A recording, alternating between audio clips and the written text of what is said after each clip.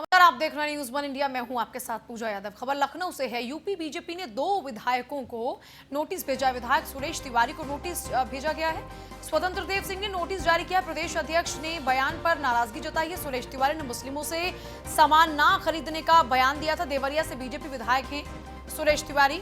हरदोई विधायक श्याम प्रकाश को भी पार्टी का नोटिस। श्याम प्रकाश ने स्वास्थ्य विभाग में भ्रष्टाचार पर सवाल उठाए थे। श्याम प्रकाश ने विधायक निधि वापस करने की मांग की थी। आपको याद होगा कि एक विधायक वो जिन्होंने एक बयान दिया जिसमें वो लोगों से बातचीत करते हुए कह रहे हैं कि मैं खुलकर ये बात कह रहा हूं, सबके सामने ये बात कह रहा हूं कि मियां जी से सामान मत खरीदना, उनसे सामान मत लेना। और दूसरे वो विधायक हैं जिन्होंने भ्रष्टाचार के मामले में अपनी निधि से दिए गए 25 लाख रुपए की राशि को वापस मांगा था। यूपी बीजेपी ने 2 विधायकों को इसी बाबत नोटिस थमा दिया है। विधायक सुरेश तिवारी को नोटिस जारी हुआ है उनके इस बयान को लेकर, जिसमें वो विशेष समुदाय को लेकर बयान दे रहे हैं। इस पर स्वतंत्र देव सिंह ने आपत्ति जाहिर की है। प्रदेश अध्यक्ष ने बयान पर नाराजगी जाहिर की है। सुरेश तिवारी मुस्लिमों से सामान ना खरीदने की बात कह रहे थे। और एसके वाजपेयी हमारे साथ, हमारे संवाददाता जुड़ गए हैं। एसके, लगातार इन विषयों को लेकर समाजवादी पार्टी की ओर से सरकार को घेरा जा रहा था और आखिरकार अब स्वतंत्र देव सिंह ने नोटिस थमा दिया है और नोटिस देकर जवाब मांग रहे हैं। बिल्कुल निश्चित तौर पर यूपी के 2 विधायकों को पार्टी की तरफ से नोटिस हुआ है, जिसमें श्याम प्रकाश को भी नोटिस है, क्योंकि उन्होंने लगातार स्वास्थ्य विभाग की विभिन्न योजनाओं पर सवाल उठाए थे। पार्टी फोरम में बात रखने के बजाय, सरकार में बात रखने के बजाय लेटर को सार्वजनिक किया था, जिसको पार्टी ने अनुशासनहीनता माना है। और उन्होंने अपनी विधायक निधि जो उन्होंने पहले दी थी उसको भी वापस करने की मांग सीडीओ को पत्र लिखकर की थी। तो निश्चित तौर पर इस मामले का पार्टी ने संज्ञान लिया है और उनको फिलहाल नोटिस दे दिया गया है। नोटिस में कहा गया है कि वो अपना कारण स्पष्ट करें कि उन्होंने अपनी बात पार्टी फोरम या सरकार में क्यों नहीं रखी और उन्होंने लेटर को क्यों वायरल किया। जिसके अलावा एक दूसरे विधायक जो देवरिया के हैं, जिन्होंने मुस्लिमों से सामान खरीदने को लेकर बयान दिया था, उन दोनों विधायकों को पार्टी की तरफ से नोटिस दे दिया गया और नोटिस देकर दोनों विधायकों से पार्टी ने जवाब मांग लिया है। बीजेपी प्रदेश अध्यक्ष ने उनको 1 सप्ताह का समय दिया है कि 1 सप्ताह के अंदर अपना जवाब दाखिल करें कि आखिर इस तरीके की पार्टी में अनुशासनहीनता क्यों की गई। अब देखना यह होगा कि एक विधायक क्या जवाब अपना जवाब देते हैं और उसके बाद पार्टी इन पर क्या एक्शन लेती है। जी अच्छा एसके, क्योंकि अभी तक अगर समाजवादी पार्टी की बात करें तो उनकी ओर से ये मांग की जा रही थी कि ऐसे लोगों के खिलाफ में भी देशद्रोह का मुकदमा दर्ज होना चाहिए। दूसरा जो विधायक है उनके लिए जवाब जो मांगा गया है नोटिस देकर वो ये था कि भ्रष्टाचार के मामले में उन्होंने अस्पताल प्रशासन को पत्र लिखा, जवाब नहीं मिला, जिसके बाद उन्होंने 25 लाख रुपए की अपनी निधि को वापस लेने की मांग की। दोनों ही विषय को लेकर क्या इसके आगे कोई कठोर कार्रवाई भी हो सकती है?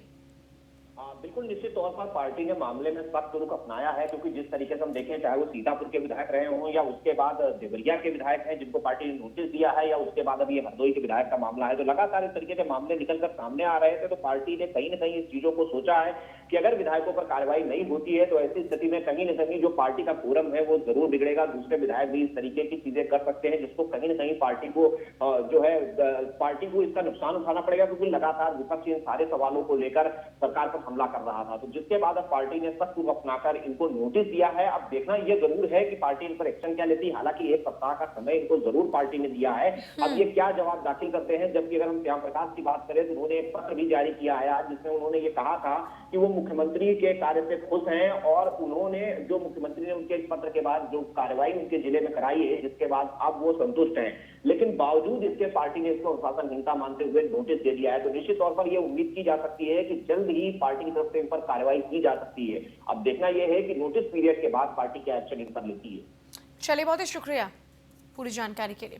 देखिए, जाहिर सी बात है इस नोटिस के बाद में अब पार्टी क्या कुछ एक्शन लेती है ये वाकई देखना होगा, क्योंकि इस वक्त चारों तरफ से आलोचना हो रही है इस बयान की और अब इस आलोचना के बाद में खुद प्रदेश अध्यक्ष भी जवाब मांग रहे हैं नोटिस जारी कर और इस बयान पर अपनी आपत्ति भी दर्ज करा रहे हैं। और एक चीज ध्यान में रखिएगा, आप लोगों को मैं सबको बोल रहा हूँ ओपन में, कोई भी मियाँ के यहाँ से सब्जी नहीं लेना। दिल्ली मुकदमा और एक चीज ध्यान में रखिएगा, आप लोगों को मैं सबको बोल रहा हूँ ओपन में, कोई भी मियाँ के यहाँ से सब्जी नहीं लेना। दिल्ली मुकदमा दिल्ली मुकदमा और एक चीज देखिए, विधायक सुरेश तिवारी को नोटिस जारी हुआ है। सुरेश तिवारी का वो बयान भी आप सुन रहे थे, जिसमें वो लोगों के समक्ष खड़े होकर कह रहे हैं कि मैं सबके सामने ये बात कहता हूं और मैं ये कहना चाहता हूं कि मियां के हाथ से कोई भी सामान ना खरीदे, क्योंकि उनका कहना यह है। उसके बाद भी वो सामने आते हैं और बयान देते हैं कि उन्होंने इसमें गलत क्या कहा है। लोगों ने उनसे शिकायत की इस बारे में और उन्होंने उन लोगों से सामान लेने से मना कर दिया। इसमें गलत क्या है? यूपी में 2000 के पार कोरोना मरीजों की संख्या। उत्तर प्रदेश में कोरोना मरीजों की संख्या 2043 हो गई है। एक्टिव केस है 1612। 400 कोरोना मरीज ठीक हो चुके हैं। 60 जिलों तक संक्रमण पहुंच चुका है। कोरोना से अब तक 31 लोगों की जान जा चुकी है।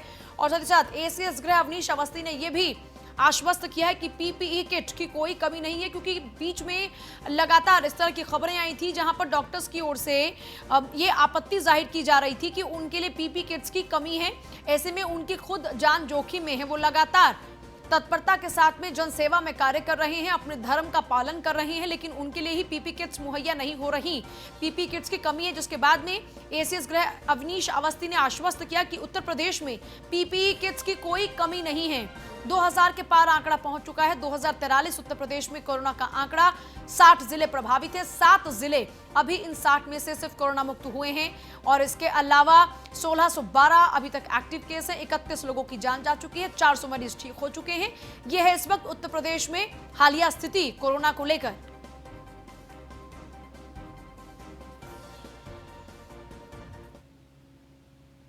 और मथुरा में लगातार कोरोना का ग्राफ बढ़ रहा है। मथुरा प्रशासन की बड़ी लापरवाही सामने आई है। कई मरीजों की मौत के बाद कोरोना पॉजिटिव रिपोर्ट आ रही है। आशा अग्रवाल नाम की महिला की मौत के बाद पॉजिटिव रिपोर्ट आई है। कल देर शाम 7 बजे आशा अग्रवाल को क्वारंटीन किया गया था। कोरोना पॉजिटिव मोहनलाल अग्रवाल की भाभी हैं आशा अग्रवाल। जिला संयुक्त चिकित्सालय में एडमिट थी आशा अग्रवाल। आशा अग्रवाल की पॉजिटिव रिपोर्ट आने के बाद में हड़कंप मचा हुआ है। मृतक आशा अग्रवाल के संपर्क में आए लोगों को क्वारंटीन किया गया। वृंदावन संयुक्त चिकित्सालय का भी सील करने का पूरा प्रोसीजर पूरा किया जा चुका है। संयुक्त जिला चिकित्सालय वृंदावन के वार्ड बॉय की रिपोर्ट पॉजिटिव आई है। आशा देवी की देखरेख करने वाले वार्ड बॉय दिलीप भी कोरोना पॉजिटिव पाए गए। मोहनलाल अग्रवाल और उनके भाई मुरारीलाल अग्रवाल भी रिपोर्ट पॉजिटिव के बाद में क्वारंटीन किया गया। रिपोर्ट पॉजिटिव आने के बाद पूरे परिवार को क्वारंटीन किया गया था। तो मथुरा प्रशासन की बड़ी लापरवाही सामने आई है। कई मरीजों की मौत के बाद अब कोरोना पॉजिटिव रिपोर्ट आ रही है सामने। संयुक्त जिला चिकित्सालय में जो वार्ड बॉय था वो भी पॉजिटिव पाया गया, क्योंकि वो आशा देवी की देखरेख कर रहा था। आशा देवी की देखरेख करने वाला वार्ड बॉय दिलीप भी कोरोना पॉजिटिव पाया गया। मथुरा में लगातार आंकड़ा बढ़ रहा है।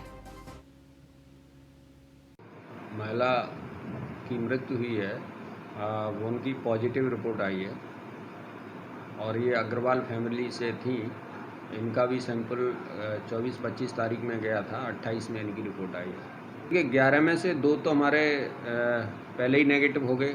कल जो रिपोर्ट आई है उसमें जो जोशनी स्टाफ नर्स थी वो भी नेगेटिव हो गई और 8 जो आगरा से आए थे 10 लोग, उनमें से 8 उनमें से ठीक हो गए, वो भी जा चुके हैं। संवाददाता महेश सिंह हमारे साथ में। महेश, जरा पूरी जानकारी दीजिएगा। आगरा में जिस लापरवाही का जिक्र हो रहा है वो लापरवाही कैसे, किस स्तर पर हुई और अब तक इस लापरवाही के मामले में क्या कुछ कार्रवाई? देखिए, हम आपको बताना चाहेंगे लापरवाही की बात यह है कि देखिए हमारे मथुरा की जो अभी तक 11 रिपोर्ट थी, पॉजिटिव रिपोर्ट थी, उसमें आज जो सीएमओ ने सुबह जानकारी दी थी कि उसमें 3 लोग ठीक हुए हैं, 8 लोग एक्टिव बचे हैं। लेकिन सबसे बड़ी बात है कि अभी जो इससे पहले 2 एक्टिव थे, अग्रवाल दोनों भाई थे और उनकी परिवार को क्वारंटाइन किया गया था। उसमें एक महिला थी आशा, जो मृत्यु हो गई है और उसमें कारण ये बताया गया था कि डायबिटीज की पेशेंट थी। आज जब उनकी रिपोर्ट आती है तो पॉजिटिव आती है। इससे घटना और हुई थी 24 तारीख को। एक मृत्यु थी, आगरा में इलाज था, वो मथुरा की रिपोर्ट इसके। देखिए, तकनीकी खराबी के चलते ठीक तरीके से आवाज नहीं पहुंच पा रही है। फिर से प्रयास करेंगे महेश से ज्यादा जानकारी के लिए। लेकिन संयुक्त जिला चिकित्सालय वृंदावन के वार्ड बॉय की रिपोर्ट पॉजिटिव आई है। यहाँ पर एक महिला की मृत्यु के बाद में साफ होता है कि कई और लोग कोरोना पॉजिटिव हैं, क्योंकि महिला की भी मौत के बाद ही रिपोर्ट कोरोना पॉजिटिव पाई जाती है, जिसके बाद में हड़कंप मच जाता है प्रशासन के अंदर। मथुरा प्रशासन की बड़ी लापरवाही भी इस पूरे मामले में सामने आई है। जो महिला की देखरेख वार्ड बॉय कर रहा था वो कोरोना पॉजिटिव पाई गया। मरीजों की मौत के बाद अब कोरोना पॉजिटिव रिपोर्ट आई है। आशा अग्रवाल नाम की महिला की मौत के बाद रिपोर्ट पॉजिटिव आई। देखिए, अभी हाल में यही हो रहा है इन दिनों में। कई निजी अस्पतालों में इलाज चल रहा है, लेकिन ये पता ही नहीं कि वो कोरोना पॉजिटिव है या नेगेटिव है। ऐसे में उनका जो ट्रीटमेंट करते हैं, जो उनके सराउंडिंग्स में लोग रहते हैं, वो सभी भी संक्रमित हो रहे हैं और ये वाकई एक बहुत बड़ी लापरवाही का विषय है। आशा अग्रवाल की पॉजिटिव रिपोर्ट के बाद में खुलासा होता है कि उनसे संबंधित कई और लोग भी कोरोना पॉजिटिव हो चुके हैं जब उनके जांच सैंपल्स लिए जाते हैं। वृंदावन संयुक्त चिकित्सालय को भी फिलहाल सील किया गया है। इसी के चलते संयुक्त जिला चिकित्सालय वृंदावन के वार्ड बॉय की रिपोर्ट पॉजिटिव आई है। परिवार वालों की रिपोर्ट पॉजिटिव आई है। आशा देवी की देखरेख करने वाला वार्ड बॉय पॉजिटिव हो गया, उनके घर के बाकी के लोग पॉजिटिव हो गए और उनकी मौत के बाद में पता लगता है कि किस तरह से ये मौत के पीछे की वजह कोरोना संक्रमण था और ये संक्रमण अब उनके आसपास के लोगों तक भी फैल चुका है। महेश एक बार फिर जुड़े हमारे साथ में। महेश, जरा पूरी जानकारी दीजिएगा। कहना चाहेंगे, जो ये महिला थी इसकी मृत्यु हुई थी और ये पॉजिटिव आई है। इसके जो है इसका इलाज जो इसको देख रहा था एक वार्ड बॉय, उसका नाम उसका भी रिपोर्ट पॉजिटिव आई है। और आपको बताऊं, इसकी रिपोर्ट को सीएमओ साहब ने अभी तक उस पर कोई जानकारी मीडिया को नहीं दी है, लेकिन वो रिपोर्ट हम लोग के पास आई, हमने अपने चैनल को भेजी। आपको बताऊं, ये जो वार्ड बॉय था, इसके अलावा ये एक डॉक्टर सीएमएस जो है वृंदावन के, वो भी उस महिला के संपर्क में आए थे और वो भी बगैर पीपी किट के गए थे वहां पर। और उसके संपर्क में आने के बाद वो जिलाधिकारी की बैठक में। चलिए, बहुत ही शुक्रिया आपका फिलहाल तमाम जानकारी के लिए। एटा डीएम सुखलाल भारती ने लॉकडाउन के दौरान एक मानवता भरी मिसाल पेश की है। एक जिले में रहने वाले, दूसरे जिले में रहने वाले 87 साल के बुजुर्ग को एटा डीएम ने अपनी जेब से दवाएं खरीदकर उनके घर होम डिलीवरी कराई। आपको बता दें कि कल डीएम के व्हाट्सएप पर एक मैसेज भेजकर एयरफोर्स में तैनात बेटे ने अपने बुजुर्ग पिता के लिए दवा की मांग की थी, जिसको एटा डीएम ने गंभीरता से लेते हुए तत्काल दूसरे जनपद कासगंज के गंज डुंडवारा में अपने कर्मचारी को भेजकर होम डिलीवरी करवाई।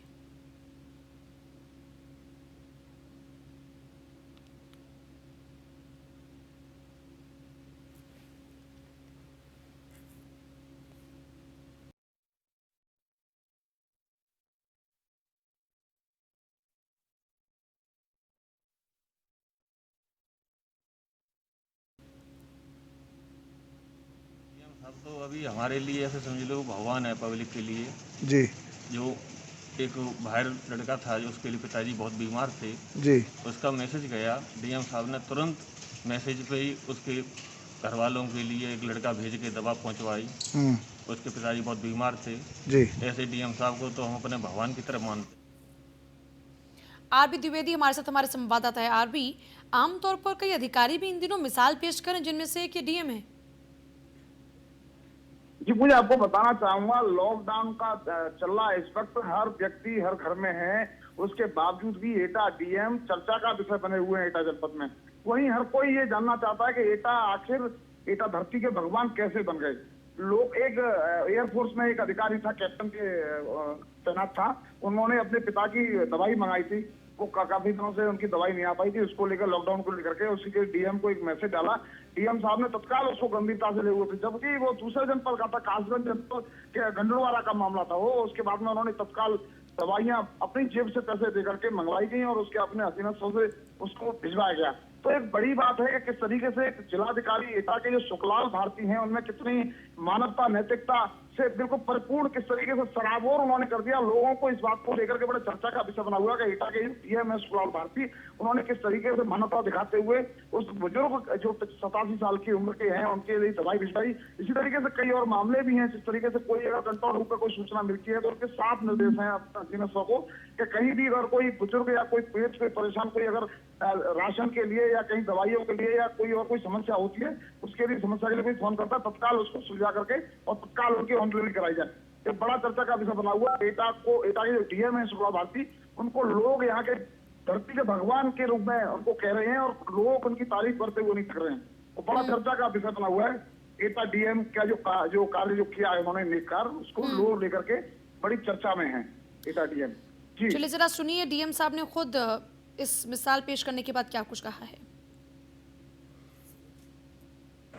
एक ग्रुप कैप्टन हैं, एयरफोर्स में हैं वो, राज चौहान। उन्होंने एक मैसेज किया था कि उनके पिताजी 87 साल के हैं, गंज डुंडवारा रोड पे कासगंज में शायद उनका घर है। तो उनके पिताजी की दवाइयाँ ख़त्म हो गई हैं और सोमवार तक वो दवाइयाँ पहुंचनी चाहिए। और उनकी पिताजी की उम्र 87 साल की है और इसमें लॉकडाउन की स्थिति है, दवा उन तक पहुंच नहीं सकती।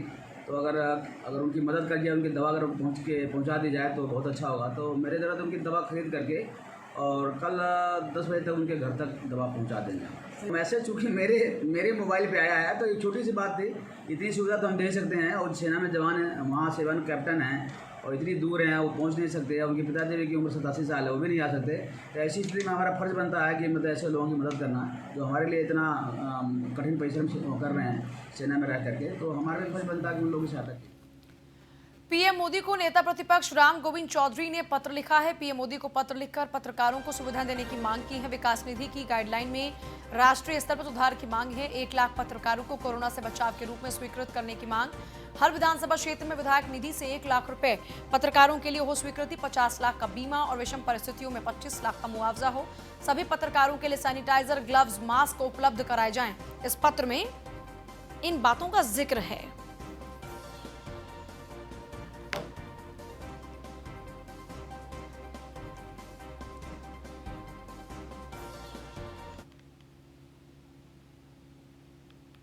गाजियाबाद में लगातार कोरोना का ग्राफ बढ़ रहा है। लोनी में ही बैंक कर्मचारी अब कोरोना पॉजिटिव पाया गया। कोरोना मरीज को आइसोलेशन वार्ड में शिफ्ट किया गया है। गाजियाबाद में कोरोना मरीजों की संख्या हो गई है 60। गाजियाबाद में अब तक 31 मरीज ठीक हुए हैं। गाजियाबाद में एक्टिव मरीजों की संख्या 29 है।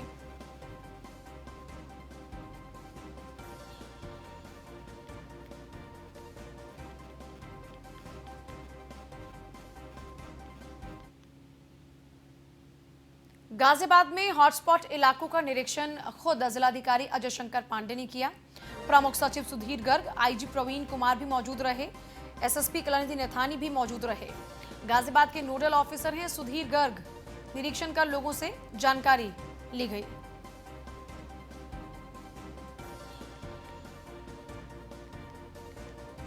एसएसपी कलानिधि नैथानी भी मौजूद रहे। गाजियाबाद के नोडल ऑफिसर हैं सुधीर गर्ग।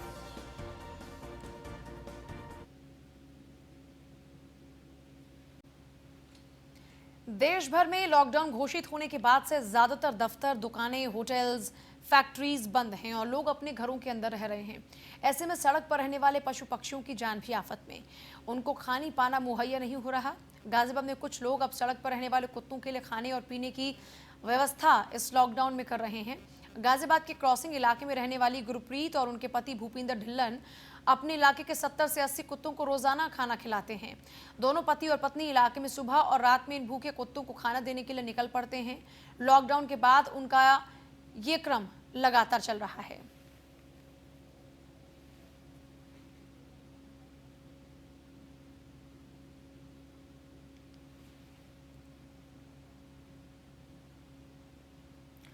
कोरोना से जंग जीतने के बाद घर लौटने की खुशी में महिलाओं ने एम्बुलेंस में भजन गाए।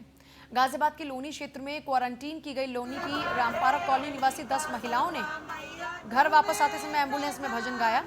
महिलाओं का ये वीडियो सोशल मीडिया पर वायरल हो रहा है। तस्वीरों में आप देख सकते हैं कि सभी महिलाएं कितनी खुश नजर आ रही हैं और गीत भजन गा रही हैं। कुछ दिन पहले रामपारा कॉलोनी में कोरोना पॉजिटिव युवक की मौत हो गई थी। रोहतक का दिल्ली में अंतिम संस्कार हुआ था। काफी समय से अन्य बीमारियों से भी वो जूझ रहा था। मरीज के संपर्क में आने वाले परिवारों के सदस्यों समेत करीब 12 लोगों से अधिक लोगों को स्वास्थ्य विभाग ने क्वारंटीन किया था। अब 10 महिलाओं की रिपोर्ट नेगेटिव आने पर उनको घर जाने की इजाजत दी गई।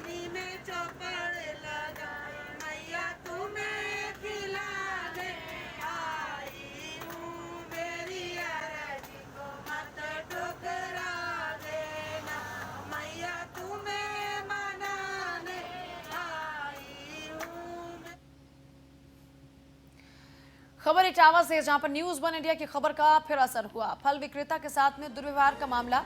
एएसआई संजय दुबे को किया गया लाइन हाजिर। एसएसपी ने विभागीय जांच शुरू कर दी है।